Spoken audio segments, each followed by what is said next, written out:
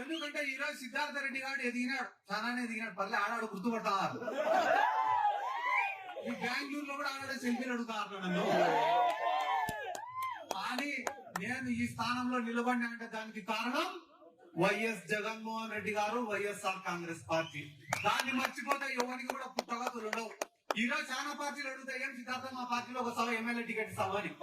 కానీ ఈ స్థానానికి రావడానికి గల కారణం ఏం లేనప్పుడు మనల్ని ప్రోత్సహించినోడు. మెడ్సి ఐవీఎఫ్ ఉచిత సంతాన సాఫల్య చికిత్స శిబిరం March 1 నుండి 31 వరకు. గొప్పోడు అన్ని ఉన్నప్పుడు ఎవడైనా పిలుస్తాడు. ఏముంది దాంట్లో? ఈ రోజు 4 మంది ఎంపీలు పోయినారు తెలుగుదేశం పార్టీకి. వాళ్ళని 10 మంది గుర్తుపడతారన్నా, వాళ్ళని ఎంపీలుగా చూస్తారన్నా, వాళ్ళ కాడ డబ్బులని 10 మందికి తెలిసిందన్నా, దానికి కారణం వైఎస్ జగన్మోహన్ రెడ్డి, వైఎస్ఆర్ కాంగ్రెస్ పార్టీ. దాన్ని మర్చిపోయి వాళ్ళేమనుకుంటున్నారు, సొంత బలం అనుకుంటున్నారు.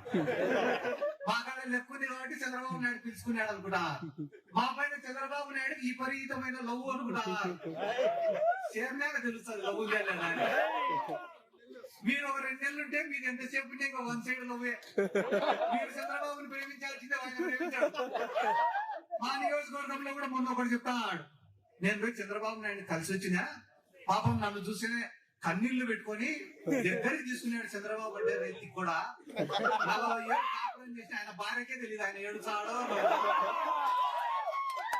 అట్లాంటి నిన్ను చూసి నవ్వుతాడంటే అయ్యే పని, ఏడుచాడంటే అయ్యే పని, ఎట్లా మీరు ఎవరు అంటే ఇట్లాంటి వ్యక్తులందరూ పార్టీని విడిచిపెట్టి పోతే కూడా ఒకటి నేను చెప్పదలుచుకునేది ఏమన్నా అంటే మళ్ళా మీ కుటుంబం గురించే చెప్పాలన్నా. పార్టీ వచ్చిన మొదటి రోజు నుంచి ఈ రోజు వరకు ఆ పార్టీ కోసం కష్టపడతానే కుటుంబం మేకపాటి కుటుంబం. వాళ్ళు పూటకొక కడువ మార్చేటోళ్ళు కాదు, వీలైతే సాయం చేసేటోళ్ళే తప్ప ఎవరి దగ్గర నుంచి ఏం ఆశించేటోళ్ళు కాదు. ఎందుకంటే డబ్బులు అందరి కాడ ఉన్నాయి ఈ కాలంలో. ఆ కోకాపేటలో ఎకరం ఉంటే 100 కోట్లు. ఎవరికాడ డబ్బులు లేవు, డబ్బుకు విలువ లేదు. డబ్బు ఉండడం ముఖ్యం కాదు, ఆ డబ్బును ఖర్చు పెట్టే గుణం కూడా ఉండాలా. 10 మందికి సాయం చేసేదానికి ఆ గుండె కూడా ఉండాలా.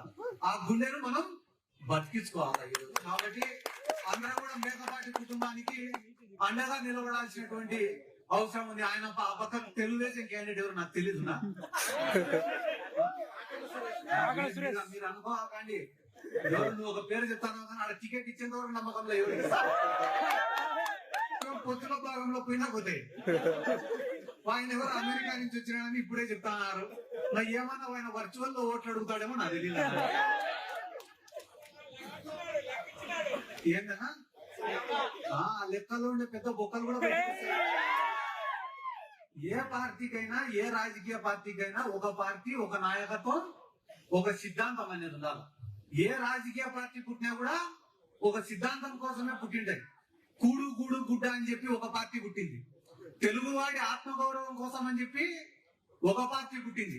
పెట్టుబడిదారులకు వ్యతిరేకంగా అని చెప్పి ఒక పార్టీ పుట్టింది. సమసమాజ స్థాపన అని చెప్పి ఒక పార్టీ పుట్టింది. వైఎస్ఆర్ ఆశయ సాధన కోసం అని చెప్పి ఒక పార్టీ పుట్టింది.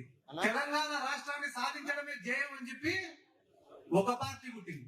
ఏ సిద్ధాంతం లేని పార్టీ కూడా ఒకటి ఉంది, అది జనసేన పార్టీ.